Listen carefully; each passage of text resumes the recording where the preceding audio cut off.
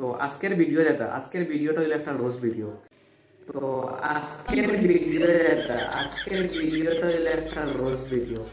গত 3-4 মাস আগে আমরা 4 জন মেলাত গেছিলাম। তো মেলাত গিয়া মানে এমন একটা ঘটনা হয়েছে যে ঘটনার বিবরণটা তুলিয়া ধরবা মিস্টার দিব্য। তো বিষয়টা কি তো হয়েছে দিব্য?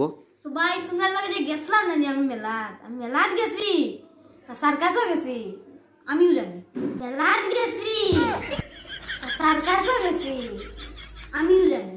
দাঁড়াই আমি কি হয়েছে তো তাই তো আমার ও সাইড বাদ নানি দৌড়া সামনে দৌড়া আসছে। ঠিক আছে, আমার পাশে দৌড়াস না, সামনে দৌড়া আসছে না, স্পিড বাড়ছে।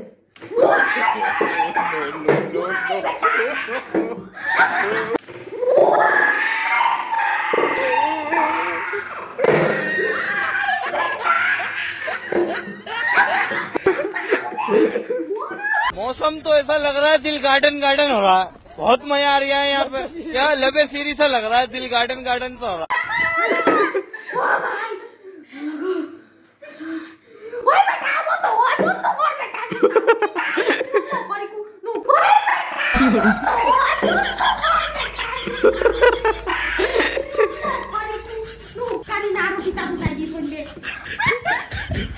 তো ভাই ওটা হইছে।